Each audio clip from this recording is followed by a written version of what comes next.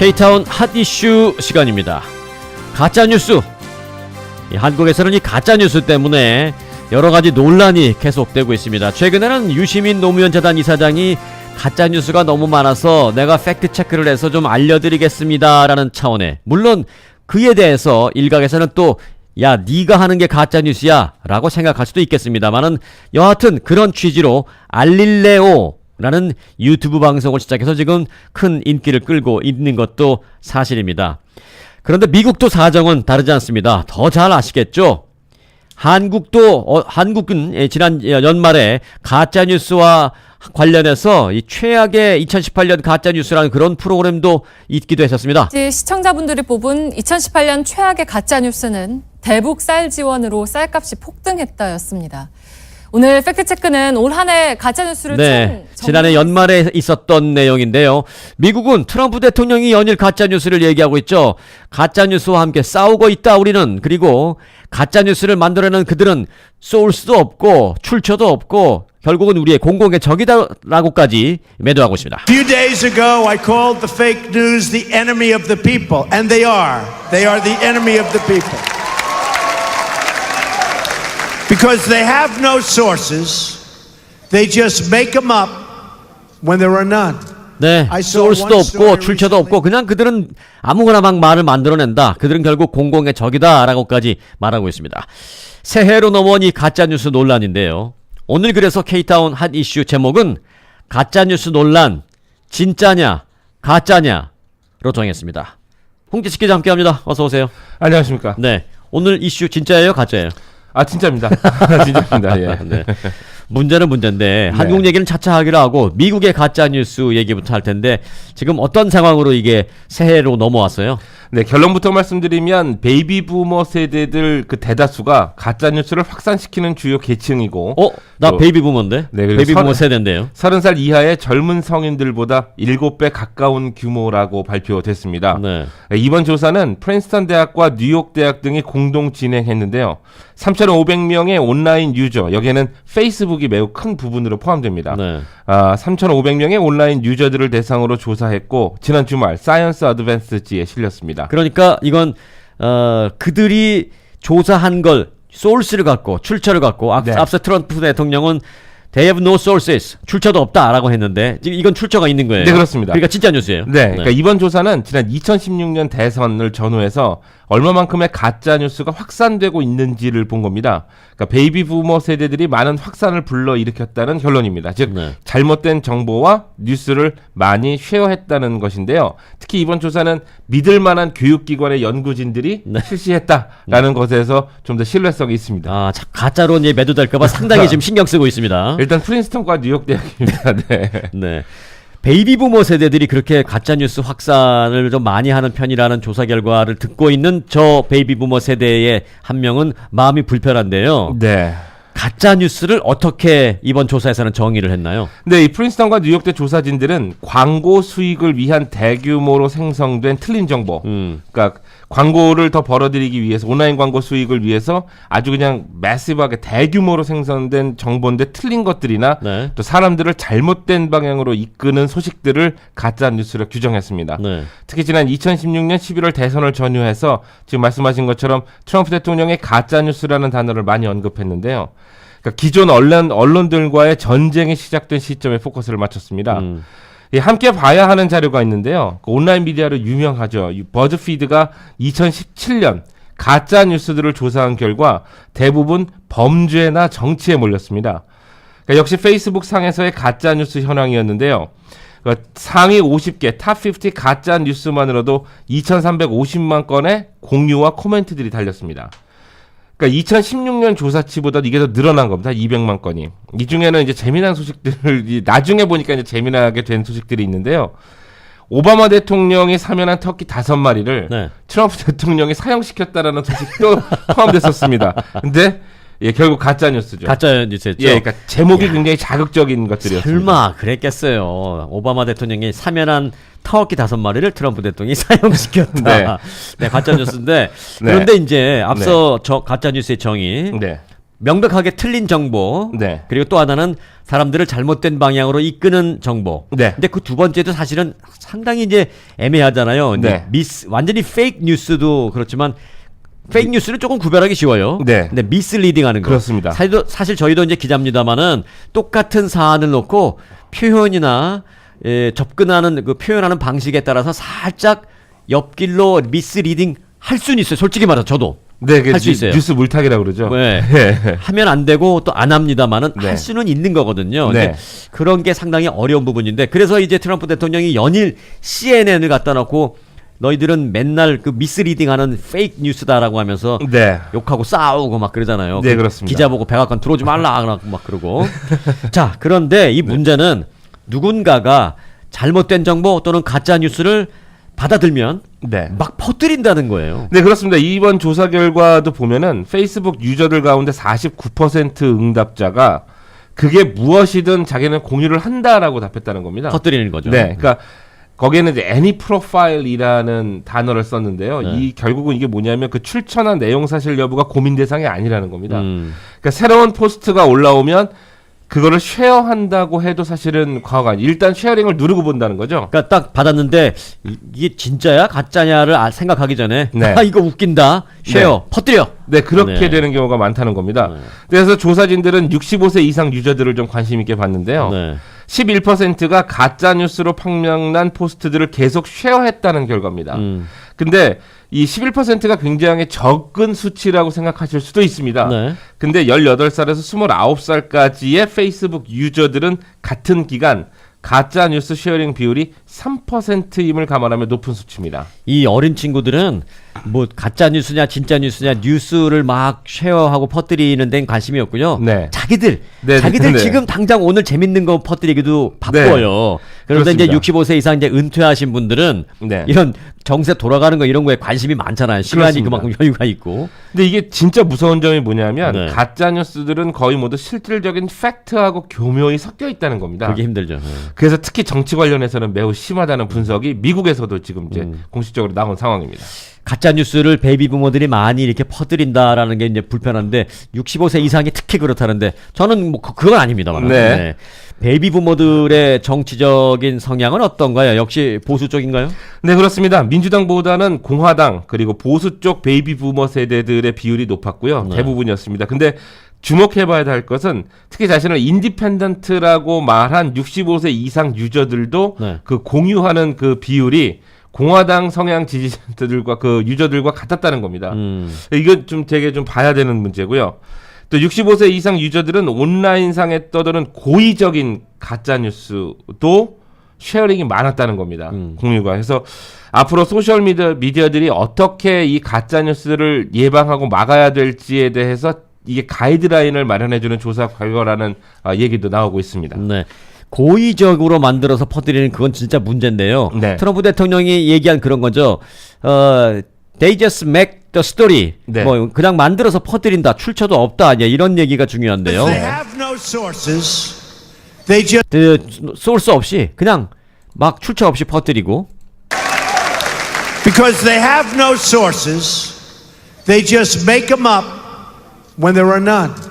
I saw one story recently. 네, 그게 where they said- 사실이든 아니든 그냥 막 만들어서 퍼뜨린다. 이제 네. 이렇게 트럼프 대통령은 공격을 하는 거예요. 네. 물론 이제 트럼프 대통령이 하는 말은 정치적인 어떤 백그라운드를 갖고 하는 거니까 또 요것도 우리가 조심해서 들어야 되겠습니다만. 네, 또 한 가지 좀 덧붙여야 될 말들은 그러니까 이들 베이비 부머 세대들이 사실 디지털 문화에 대한 이해력이 부족한 계층이긴 합니다. 네. 그래서 그 온라인상에서 뉴스를 좀 접할 때 조금 더 진중하게 이제 미국도 행간이라는 단어를 쓰는데요. 그 문맥과 행간을 좀 더 깊숙이 들여다보려는 노력이 반드시 필요하다는 지적도 이 조사 결과에는 붙이고 있습니다. 네.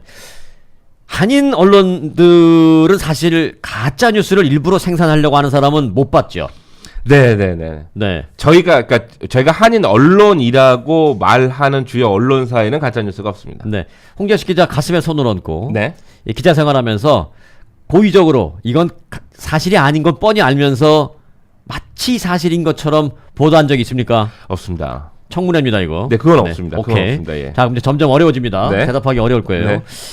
이게 팩트를 기반으로 한 거긴 하지만 네. 요렇게 표현하면 사람들이 저렇게 받아들일 것이고 네. 또 이렇게 표현하면 또 다르게 받아들일 걸 뻔히 아는데 네. 본인의 양심에는 조금 반하지만 반대까지는 아니어도 네. 좀 교묘하게 표현을 해서 기사를 쓴 적이 있습니까 없습니까? 제가 이렇게 교묘하게 기사를 쓸 정도의 능력은 안 되고요.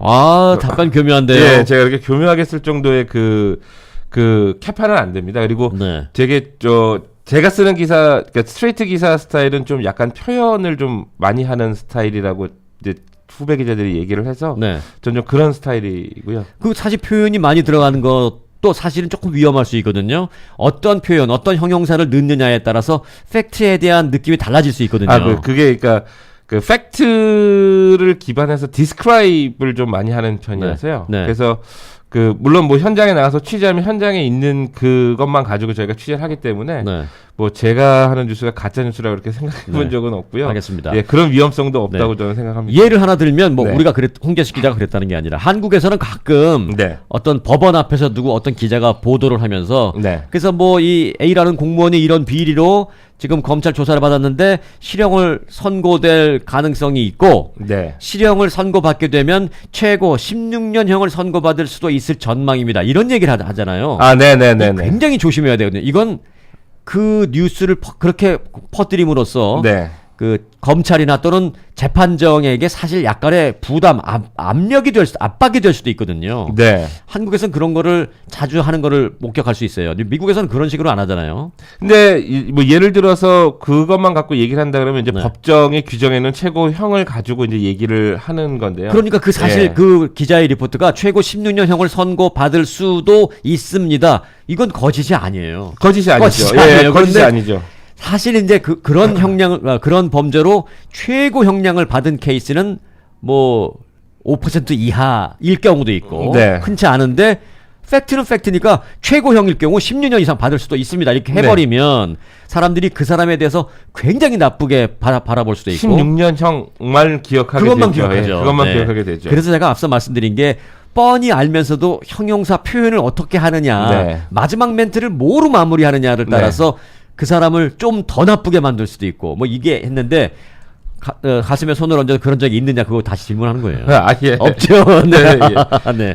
자 한인 언론들의 경우는 이 가짜 뉴스에 대한 우려는 없어 보입니다만은 네. 한국에서 오는 한국발 가짜 뉴스는 많이 우리가 좀 신경을 써야 되겠죠. 네, 그렇습니다. 이 한인 사회가 사실 이 한국발 가짜 뉴스는 물론 미국에서의 가짜 뉴스에도 자유롭지는 못합니다. 그러니까 누군가 미국 가짜 뉴스를 번역해서 카톡으로 뿌리면 되는 일입니다. 그리고 한국발 가짜 뉴스도 역시 마찬가지인데요. 일부 이제 교계 등을 통해서 카톡으로 이제 전파가 됩니다. 저도 몇 번 받은 적이 있습니다. 굉장히 좋은 목사님인데 갑자기 뜬금없이 가짜 뉴스를 보내오시는 경우가 한두 번 있었어요. 네. 근데 그분은 그거 진짜라고 생각하시는 진짜라고 거 아니에요? 생각을 하시는 거죠. 근데 이제 예를 들면 태극기 얘기가 나올 수도 있는데요. 네. 태극기에 나온 그 일부 기독교계 인사들과 이제 그 나오시는 분들이 지금은 좀 조용하지만 그 며칠 전에 저도 한인 식당이나 이제 커피숍을 간 적이 있었는데 거기에 이제 어르신들이 모여 앉아 계셨단 말이에요. 근데 말씀을 하는 걸 들어보니까 무슨 이제 장로님 뭐 이렇게 얘기를 하는데 서로 이제 카톡이나 인터넷을 보면서 가짜 뉴스를 가지고 얘기를 하시는 거예요. 네. 근데 그분들이 내린 결론은 뭐냐면 정말로 다음 달에 한국이 망한다였어요. 망한다가 아니라 망할 것 같다. 이대로 가면 망한다. 아니, 완전히 이제 그런 식으로 규정을 하고 가시는 거죠. 그러니까 가짜 뉴스가 그 정도로 무서운 거고 교모하다는 얘기입니다. 왜 그분들이 이대로 가면 다음 달 한국이 망한다고 생각하는지 아세요? 제가 설명드릴게요. 예. 뭐 그분들이 틀렸다 맞았다를 떠나서 네. 그분들이 생각하고 있는 걸 제가 한번 풀어드리는 네네네네. 거예요. 예를 들어 지금 대북 관계, 지금 뭐 북한과의 관계를 원활하게 하기 위해서 한국 정부에서 여러 가지 좋은 교류를 하고 있잖아요. 네. 그런 교류들이 네. 보수적인 인사 또 좀 극보수적인 인사들이 볼 때는 미국이 취하고 있는 대북 제재 전략에 상당히 위배되는 거다라는 이제 판단을 갖기 시작하죠. 네네네네. 그러니까 그렇게 미국의 대북 제재에 위배되는 걸 계속하면 네. 미국이 어느 정도 선까지 참다가 도저히 못 참으면 안 되겠다. 한국 손 좀 봐야지 하고 IMF를 동원해서 한국을 쪼이기 시작한다는 거죠. 그럼 제2의 90년대 초반 90년대 말이었나요? 제2의 네. IMF 사태를 한국이 당할 수도 있다. 그럼 첫 번째도 아니고 두 번째는 망하는 거 시간 문제야 라고 실제로 생각하실 수도 있다는 거죠. 네네. 제가 그게 맞다고 생각하는 게 아, 아니라 네네. 그들의 생각을 풀어드리는 거예요. 네, 무슨 말씀인지 알고 있습니다. 근데 그것 자체에 대해서 실질적으로 한국의 언론들도 많이 팩트 체크를 하고 있는 상황이잖아요. 그래서 네. 팩트 체크가 굉장히 중요한 건데 네. 다만 진짜로 여러분들에게 당부드리고 싶은 것은 뉴스를 읽거나 들으시거나 보실 때 정말로 단어 하나하나 신경 써서 보셔야 된다는 말씀을 다시 한번 드리고 싶습니다. 네. 정말로 필요합니다. 이 행간을 봐야 된다는 게. 그래서 홍계식 기자가 하는 말도 행간 봐야 돼요. 네. 예. 제가 하는 말씀들, 제가 네. 드리는 보도도 보셔야 됩니다. 네. 근데 이게 사실 아까도 이제 한반도 이슈 말씀드렸습니다만은 이게 트럼프 대통령이 이제 끼어 있잖아요. 네. 그래서 저도 개인적으로는 이건 이제 뉴스에 떠나서 한반도 평화 때문에 트럼프 대통령이 빨리 좀 아무 문제 없이 마무리 져주기를 바라는 마음은 갖고 있습니다. 물론 뭐 국내 정치에 있어서는 좀 문제가 있을 수 있지만. 네. 자, 그런데 이제 홍 기자가 이런 가짜 뉴스를 퍼뜨리는 걸 여론조사를 해봤더니 65세 이상 그 노인분들 보수 인사들이 제일 가짜 뉴스를 많이 퍼뜨리더라. 네. 요런 것만 딱 들으면 네. 자칫 이 친구 뭐야? 이 친구 친북이야? 빨갱이야? 라고 생각할 수 있거든요. 네, 그렇습니다. 그렇게 생각하는 분들이 만약에 계시다 그러면 참 네. 슬픈 일이고요. 네. 누누이 강조하지만 지금 말씀드린 조사 결과는 프린스턴과 뉴욕 대학이 한 네. 조사 결과고요. 근데 프린스턴을 계속 앞세우고 뒤에 네, 숨고 그렇습니다. 있습니다. 아이비리그니까요. 그리고 네. 저 그런 사람 아니고요. 그러니까 다만 언론인이라는 입장에서 한반도의 항구적 평화라는 역사적 기록을 한번 같이 보고 싶은 세대라고 좀 이해해 주시면 되겠습니다. 근데 기자라서 그런지 워낙 제가 좀 아니면 까칠해서 그런지 아직까지는 제 앞에서 그런 얘기를 하시는 분들은 제가 만나뵈질 못했어요. 네. 근데 뒤에서는 뭐 말씀을 하실 수 있겠죠. 근데 하지만 전 여러분들이 말하는 친북이나 빨갱이 아닙니다. 제가 레스네임이 홍씨인데요. 네. 빨간색이 아니고 넓다는 뜻입니다. 아, 홍준표 전 대표도 홍이에요. 네, 그렇습니다.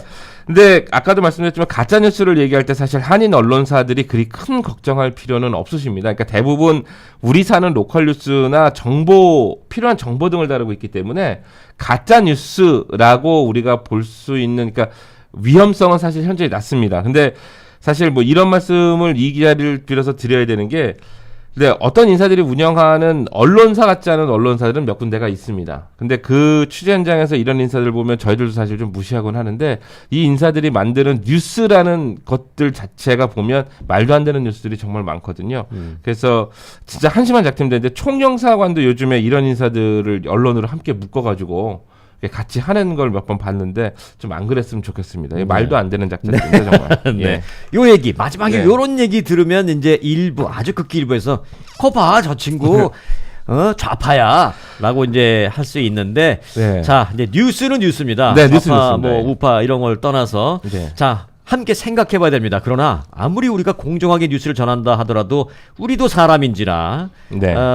그렇습니다. 그렇습니다. 예. 일부러 고의적으로 가짜 뉴스를 저희가 퍼뜨리는 일은 추호도 없을 터이지만 네. 조금 뭐 행간이나 또는 표현이나 이런 네. 거에 대해서 조금 의견을 달리하실 분도 있으리라고 생각됩니다. 네, 그렇습니다. 네. 그러니까 믿고 싶은 뉴스만 믿고 그 반대쪽을 가짜 뉴스라고 규정하지 마시고 그러니까 결과적으로 내가 믿고 싶은 뉴스가 있으면 그 반대쪽 뉴스도 한번 들어보시는 게 네. 저는 좀 조금만 마음을 좀 열어주시면 가짜 네. 뉴스가 사실 발 디딜 틈은 금방 없어질 거라고 생각합니다. 그런 차원에서 그럼 홍재식 기자도 반대편 뉴스를 좀 봐야 되겠네요. 태극기 뉴스 카톡으로 오면 무조건 지우지 말고 한번 보세요. 한 번은 봅니다. 제목이 너무 자극적이어서 네. 예. 한 번은 보긴 합니다. 예. 네. 노인분들이 그 제목 뽑기도 잘하시네요.